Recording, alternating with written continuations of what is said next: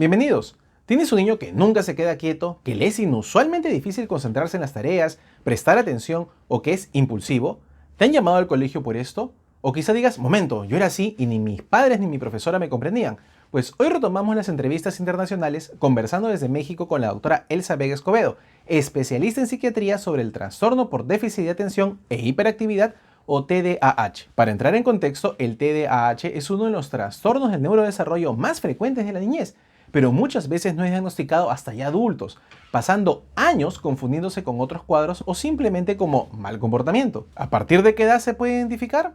¿Cuándo deberías pensar que tu hijo tiene TDAH? ¿Qué pruebas debo realizarle? ¿Podrá su vida ser lo que llamamos normal? De esto y más conversaremos con la doctora Vega. Vamos con la entrevista. Muchas veces nos hemos preocupado por ir al neumólogo, ¿no? Ujú. Pero en realidad también pues deberíamos tomar en cuenta la salud mental.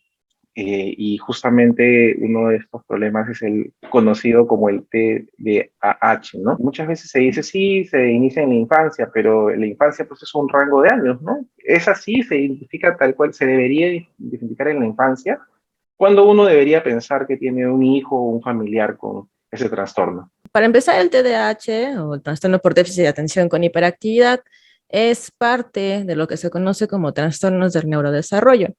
Ahí está también el trastorno del espectro autista, algunos trastornos del aprendizaje, la discapacidad intelectual, y todo esto al fin de cuentas tiene como una especie de tronco común, ¿no? Entonces, este tronco común en los primeros años de vida puede haber características de hiperactividad, de inatención, de alteraciones también psicomotrices, y eso puede generar que tengamos pues sospecha, ¿no? Al principio. Entonces podemos ver a chicos, a niños de 3 4 años de, que tienen alguna de estas características y es como de, bueno, hay que mantener en vigilancia porque, bueno, los niños son niños y van a jugar y todo, pero hay un punto en el que dices, ok, aquí no anda algo bien, y entonces es cuando sospechas de un trastorno, en este caso llamado hipercinético no especificado.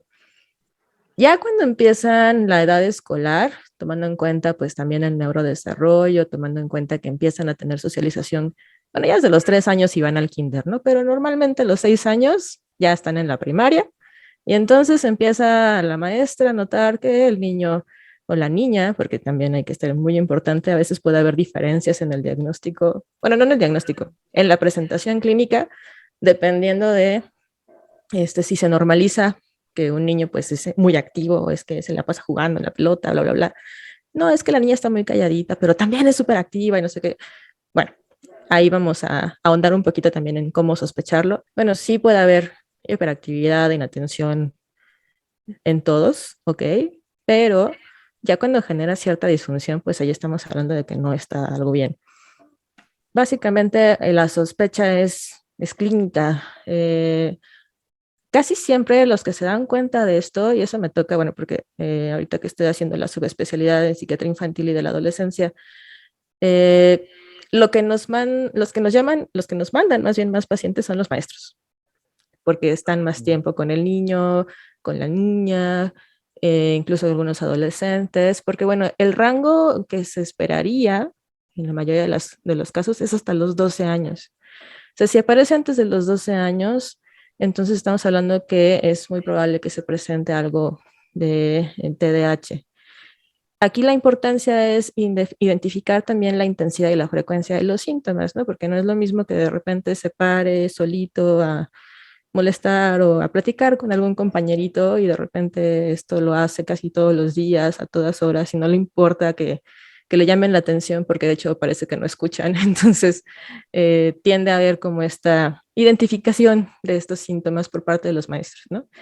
Y ya después, muchas de las ocasiones, pues también nos toca ver a adultos con un TDA no diagnosticado que muchas veces normalizan síntomas y entonces aparecen con que, ay, es que pues yo tengo un hijo con TDA, pero pues yo era así también. Y entonces dices, ajá, bueno, pues es que tal vez por ahí es que no se detectó en ese momento, porque vamos, el boom de esto fue en los 90. En los 90 ya andaban haciendo, entonces muy probablemente no se hubieran dado cuenta mis papás que ya tenía TDAH, por ejemplo, porque bueno, Entonces tiene un componente genético también. casi todo en psiquiatría termina siendo como multifactorial, ¿no? Pero es muy importante porque es muy alta el porcentaje de niños, bueno, de papás que tienen niños con TDAH, es muy probable que alguno de los dos tenga TDAH también, o que dentro de la familia se presente alguien más con TDAH. Entonces, ahí tendríamos que ver también como esta parte, ¿no?, diagnóstica, que nos dice, pues la sospecha aumenta, ¿no? Cuando encuentras a alguien más por ahí en la familia de, es que también no le paraba la boca, hablaba un montón y andaba de aquí para allá todo el tiempo, se distraía con todo, etcétera. Entonces, esta sospecha es clínica, por así decirlo, pero el diagnóstico también es clínico o hay por ahí algún estudio que ya una vez que he sospechado me apoyo en algún estudio, test, imágenes, etcétera, que para reforzar. Es clínico, es completamente clínico. Lo importante de hacer una buena semiología de los síntomas es justamente encontrar que estos síntomas sean parte, pues, ¿no?, como de este trastorno. De repente hay gente, y nos he tocado muchísimo a mis compañeros y a mí, que de repente llegan y, es que le hicieron el electroencefalograma porque tiene TDA. Y todos así como de, ajá, pero como para qué o qué, ¿no? No, es que me dijeron que en el electroencefalograma salía. Hay valoraciones que se pueden utilizar para identificarlos, los síntomas, pero es clínico, es completamente clínico. Entonces, ahí sí dices, ok, bueno, pero este niño también convulsionó. Ok, pues hazle un electroencefalograma, ¿no? Pues también. O este niño tuvo un traumatismo craneoencefálico y a partir de ahí empezó, es como de, pues sospechas, primero buscas que no tenga algún otro daño y después ya estás empezando como a buscar como la parte clínica de eso también. O sea, nos sirven muchos estudios para buscar más allá de alguna situación meramente clínica, pero a veces es básicamente como por descarte, no porque se confirme el diagnóstico de TDAH por medio de ellos. Así como usted dice que la sospecha es clínica y el diagnóstico es clínico, entonces uno pensaría que la sospecha, como usted bien lo dice, se detecta en casa o en el colegio, ¿no? Entonces, sería Ujú. importante, pues, de que en general en la población, o sea, docentes, padres, etcétera, tengan conocimiento de que esto existe y más o menos cómo poder sospechar de ello, ¿no? Sí, claro, la idea también es que se pueda identificar a tiempo, porque se ha visto que sí hay, pues, aparte, obviamente, de las alteraciones, por ejemplo, a nivel académico, muchas ocasiones también puede haber alteraciones a nivel de autoestima, a nivel de estas diferentes como habilidades que pueden llegar a tener y a no desarrollar porque se les llega a tachar como chicos o chicas que son flojos, que no son disciplinados, que tienden a estar en las nubes todo el tiempo y eso al fin de cuentas pues daña la autoestima de estas personas, ¿no? Al fin de cuentas es algo que se necesita pues concientizar un poquito al respecto o mucho al respecto porque se normalizan muchas de estas conductas, ya sea porque, es que los niños son así, así juegan. Pues sí, pero no está padre entonces que de repente se quede mucho tiempo, por ejemplo, obviamente sí jugando a algo que le gusta y todo, pero a eso no aprende a hacer otro tipo de situaciones, otro tipo de actividades. Y pues la idea es mejorar la calidad de vida con el tratamiento, ¿no? Porque muchas veces esto no se ve, salvo a largo plazo. Y este es otro de los temas también importantes, es que el TDA, la mayoría de las ocasiones, un niño o una niña con TDA va a ser un adulto con TDA. Sí, casi el 70% de los que tienen TDA en la infancia van a presentarlo al momento de la adultez, o sea, no se quita, es una condición que sí es importante detectarla porque muchas de las ocasiones terminan siendo personas que no entienden por qué es que no pueden hacer o terminar de hacer algo o ya no pierden, no sé, la libreta o los lápices, ¿no? Ahora ya pierden las llaves del coche, las dejan adentro del coche, este, tienen un montón de llaves y no saben dónde las dejaron, cosas por el estilo que son cosas que vemos nosotros también como el día a día y no nada más eso, o sea, eso es lo práctico. Otro de los síntomas que no se habla mucho del TDA es justamente la regulación emocional, ¿no? De repente son personas que por el mismo componente de impulsividad, porque bueno, paréntesis, los tres componentes del TDAH son impulsividad, inatención e hiperactividad, empiezan a tener problemas para el manejo de sus emociones y entonces hay explosiones de ira, es que es muy violento, es que no se controla o pueden llegar a tener conductas adictivas, ¿no? No nada más con sustancias, sino también con comportamientos. Es decir, que sean como adictos, entre comillas, al juego, ¿no? A la ludopatía, todo este tipo de cosas que de repente uno llega igual a normalizar y dice, pero es que no, o sea, Mm. no sé por qué, de dónde salió esto, ¿no? Si yo estaba muy bien, etcétera. Y de niños pueden ser personas muy exitosas en la parte académica, pero incluso pueden llegar a tener problemas para socialización, para ser amigos, para mantener a sus amigos, para tener una relación sana con sus pares. Eso también es importante de señalar. O sea, en esta gama tan amplia de comportamientos y situaciones que usted me comenta, entendería yo pues que hay tipos y niveles de esos trastornos. Pues sí, estaríamos hablando de que existe un TDAH con predominio inatento, existe un TDAH con el predominio hiperactivo y un TDAH con un predominio mixto, bueno, o mixto, no predominio, que básicamente lo que nos ayuda es como para identificar cuál es la mayor problemática en ese caso. Aunque, vamos, en la parte práctica, pues sí, nos da como el apellido, ¿no? Ya tenemos el nombre, nos da el apellido un poquito de, de lo que tiene el paciente o la paciente, y entonces pues ya podemos hacerlo. Y obviamente existe en relación al grado de disfunción, en el sentido pues de que el pronóstico puede ser muy bueno si no hay una disfunción tan marcada, es decir, que pueda hacer las cosas de la vida diaria sin problema o con un problema mínimo, con una dificultad mínima, o si de plano es un caso en el que ya lo cambiaron de escuela 3 veces y nada más no se puede adaptar, estuvieron problemas o incluso puedo llegar a presentar algún tipo de trastorno de la conducta, como el trastorno oposicionista desafiante, o alteraciones también como episodios depresivos o trastornos de ansiedad, porque una de las cosas importantes también es que es más frecuente en las personas con TDAH que puedan presentar alguno de estas situaciones. Y en la escuela es mucho más frecuente también tener algún problema a nivel educativo y por ahí de un 30 parece, llegan a tener algún tipo de deserción escolar en nivel primaria, secundaria, preparatoria o incluso en la universidad. Suena que algunos padres que no conozcan ese tema podrían pensar que su hijo pues es un niño problema y tomarlo así y andarlo Sí, regañando. Y a veces también sucede, me imagino, que cuando un padre se enfrenta a este diagnóstico, este profesional de la salud le comenta, entra en negación o ponen excusas, de ¿no? todo. Y eso no, obviamente no ayuda, ¿no? Porque entiendo yo también que lo que buscamos es detectarlo lo más pronto posible para tener un adulto dentro de todo lo posible funcional, Uh ¿no? -huh. Entonces, mientras más pronto inicie, mientras más pronto lo sospeche, es mejor porque puedo actuar y, digamos, puedo alcanzar un cierto nivel de funcionalidad con mejor desempeño, ¿no? Porque, y para que eso también, para que quede claro, porque creo que lo mencionó hace un momento, lo vas a tener de adulto, te va a acompañar, ¿no? El cuánto te acompaño no va a depender de qué tan pronto actúes, me imagino. Sí, y también depende de muchos factores como externos. Es importante señalar aquí también que, bueno, ok, parte también de la funcionalidad. Algunos críticos de esa perspectiva lo ven como una situación muy capacitista, pero también hay que identificar que, pues, en general la calidad de vida, digo, aparte de la función, pues puede mejorar.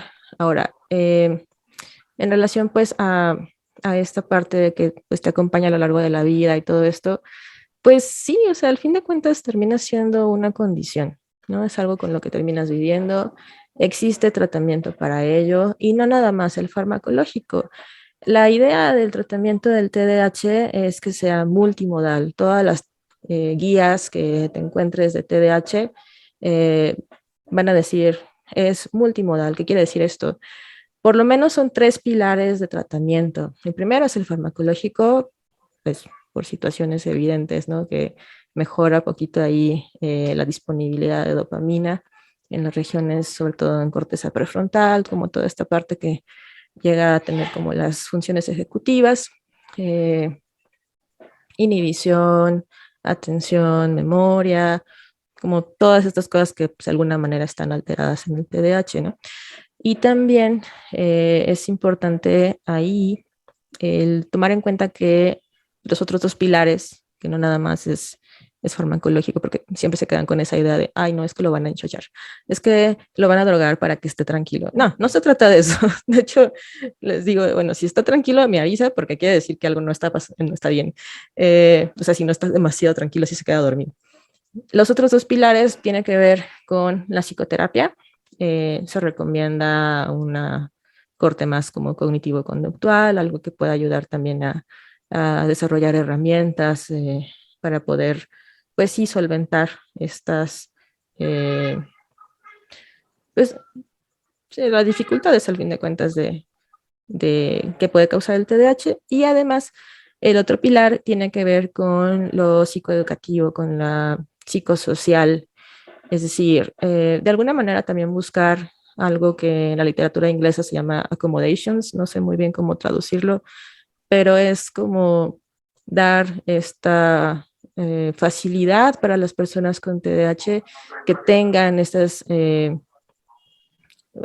contextos, estas circunstancias un poco menos adversas, pero parte Un también como... entorno favorable, un entorno amigable, Exacto, pues, sí, ¿no? un entorno amigable, ajá, justamente. Entonces, básicamente es como parte de un todo y no nada más es el psiquiatra o psiquiatra, sino que es como todo un equipo multidisciplinario que puede llegar a tener este gran impacto en la calidad de vida de las personas.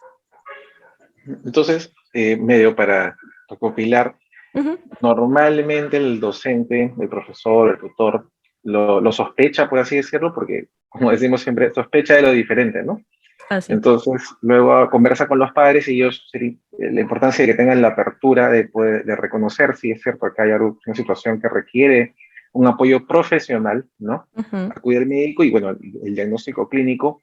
Pero yo iba en el sentido de que, ¿qué expectativas hay que plantearle claras al padre? Porque de repente piensan, ah, bueno, acá lo llevo al profesional de la salud, le da tratamiento farmacológico. Es importante también que los padres sepan cuál es el objetivo de llevarlo donde el médico. claro, pues mira, el objetivo a fin de cuentas es, híjole, porque hablar de expectativas de los padres es un tema, porque bueno, todos los padres tienen expectativas, ¿no? Todos están ilusionados con que no, sí, mi hijo va a ser el mejor, no sé qué, y quiero que sea lo que yo no fui, ¿no? Y terminan siendo como estas partes también como de, híjole, ¿cómo le explico, señor, que eso no va a pasar? Y que el niño es un ente independiente, es un ser humano independiente que no va a generar o que no va necesariamente a cumplir sus expectativas, ¿no? Entonces, eh, sin embargo, lo que sí es importante como mencionar es la parte de lo que se esperaría del tratamiento. En este caso, bueno, lo primero que preguntan es como, ¿y mi hijo va a poder salir de la escuela bien? Porque casi siempre es como de tiene malas notas, le está yendo muy mal. Pues bueno, puede mejorar, sí, pero aquí viene como la parte también psicoeducativa, ¿no? O sea, algunos pedagogos también, pues evidentemente sí hay alguna situación, porque casi siempre viene con algo, ¿no? O sea, si no viene con ansiedad, con depresión, viene con alguna alteración del aprendizaje, tenemos que incidir en eso. Eh, vamos, la expectativa sería que su hijo tenga una mejor calidad de vida y que pueda estar lo más, no sé, que pueda hacer de su vida lo que él quiera sin que dañe a otros y se dañe a sí mismo, ¿no? Al fin de cuentas, eh, de repente el decirle, no, sí, su hijo va a ser un súper genio y no, no va a pasar. No sabemos, quién sabe si pasa o no, pero de todas maneras sí llega a haber como esta esperanza, evidentemente, ¿no? Muchas veces van a ver, por ejemplo, mejora en la conducta. Es como de, bueno, ya no va a ser tanto el berrinche, en el sentido, pues, de que, bueno, si es el chico es hiperactivo, impulsivo, ya no se va a querer lanzar por la ventana, ya va a pensar dos veces antes de meterse en situaciones de riesgo, va a haber una mejor, pues sí, tal vez desempeño académico, probablemente. Eh, y bueno, al fin de cuentas que sea, o sea, que juegue, que se divierta, que lo incluyan, que pueda hacer su vida lo más normal posible. Eso es lo que esperamos, ¿no? Al fin de cuentas, como con el tratamiento. Y que pues pueda llegar a tener un desarrollo dentro de los parámetros que se esperan para su edad, ¿no? Porque bueno, al fin de cuentas es una situación que no depende porque otra de las cosas también que creen muchos papás es que lo hace porque nos quiere molestar. Y sí, créame que si quisiera Me molestarlos parece probablemente haría otra cosa. recurrente. Sí, y entonces sí es frustrante para todos, ¿no? Dentro del niño que no llega a darse a entender, por decirlo de alguna manera, y los padres que piensan que que el niño lo trae contra ellos. No es el caso, ¿no? No es algo voluntario, es algo que también tiene que quedar como muy, muy, muy claro. Entonces, muchos papás también pueden llegar a decir eso. Explicarles un poco acerca de esto, o sea, como la psicoeducación que se le llama acá, es justo, ¿no? Decir, es que esto no es voluntario, esto es algo que se presenta como una conducta debido a una función diferente, ¿no? Yo les digo, es como si conectaran los cables de una manera diferente, igual va a funcionar, pero diferente. Entonces, llega a haber ocasiones en las cuales dicen, ok, entonces no es porque me quiera estar haciendo la vida de cuadritos, no, es porque de plano no lo está escuchando porque su atención no está donde debería de estar, porque es una dificultad en la regulación de la atención y entonces va a estar prestando más atención a lo que diga la televisión o el videojuego, a lo que le diga a usted y se le va a pasar el tiempo y no le va a hacer caso, pero no porque lo quiera molestar a usted. En este caso también hay recurrencia de otros diagnósticos de este tipo, o sea, se combina con otros diagnósticos. Sí, en muchas de las ocasiones, como te decía, hay esta comorbilidad o esta coocurrencia con los diferentes diagnósticos, llámese trastornos de ansiedad, llámese episodio depresivo, trastornos depresivo recurrente. eh, Puede haber situaciones también como el mayor riesgo de tener algún tipo de consumo perjudicial o dependencia, algún tipo de sustancia. eh, Sobre todo como con esta parte, ¿no? Porque pues hay como muchas teorías en relación a la impulsividad. Muchas de las ocasiones, cuando se viene de una infancia donde tienen una estructura, o sí, como tiempos bien establecidos, reglas muy, muy claras, alguna situación de ese tipo, y de repente la persona sale de ese medio y se encuentra con viviendo solo o sola y empiezan a tener como esta conducta así de, ¿y ahora qué hago? Es cuando empiezan los síntomas o empiezan, entre comillas, nuevamente. La verdad es que siempre estuvieron ahí, pero esa estructura les ayudó. Y son muchas de las personas que llegan a no diagnosticarse sino hasta la edad adulta. Como que hay algo que ahí pierde un poco como, pues sí, la estructura y entonces la dificultad para la vida diaria se presenta y es. Debe ser más difícil empezar y a reconocerse y acudir, ¿no? Sí, la mayoría de las ocasiones van por otra cosa.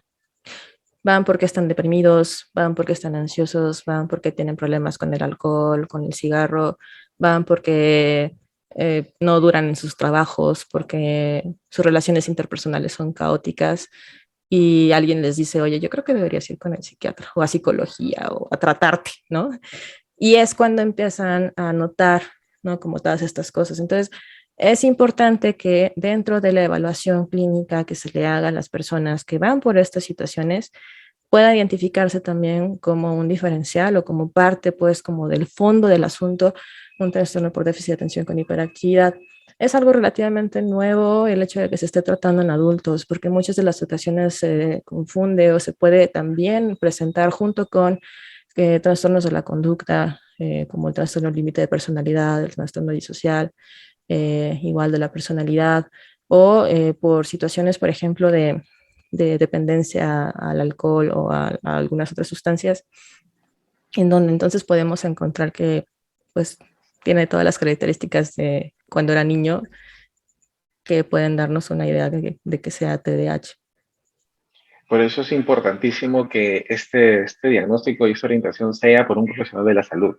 No, no es que no puedo dormir, voy a la farmacia, tengo todo el problema, en la farmacia me indican, o mi amiga me dijo, mi amigo me pasó la Sí. pastilla. No, o sea, tiene que ser por un profesional de la salud. Así como uno iría para tratarse la diabetes, la hipertensión, a un profesional de la salud, acá también, ¿no? O sea, requiere la evaluación médica.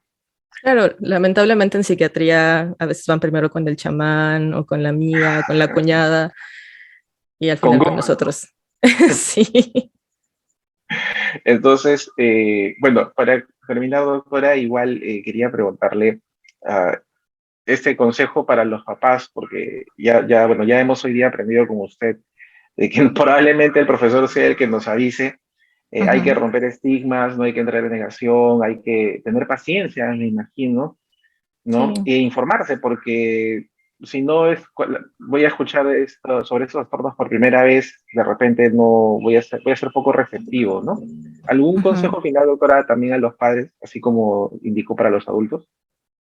Pues que observen a sus hijos, que hablen con ellos, que los escuchen, que eso es súper importante porque casi no los escuchan, y que en dado caso de que encuentren alguna de estas características relacionadas con la hiperactividad, con la inatención o con la impulsividad, pues que acudan con su especialista de salud mental, ¿no? Sé que es todavía en algunos casos motivo de rechazo por el estigma que puede generarse el hecho de ir a psiquiatría o de ir a algún servicio de salud mental, ¿no? De hecho, por eso creo que le cambiaron el nombre a salud mental muchas veces. Este, porque, no, es que voy con el psiquiatra, ¿cómo crees? ¿No? Exacto, exacto. Si hay algo como ahí que suena y dices, ok, creo que yo tengo esto, pues ante la duda, mejor acudir, ¿no? Creo que sería lo más indicado. Muchas gracias, doctora, por su participación. Dejen en los comentarios las preguntas adicionales que tengas y por favor comparte el programa con tus contactos y en tu estado de WhatsApp. Y si aún no estás suscrito, te cuento que es gratis y ayúdanos a seguir creciendo. Yo soy Carlos Torres y esto fue El Aguadito, donde te despertamos de la resaca de la desinformación. ¡Chao!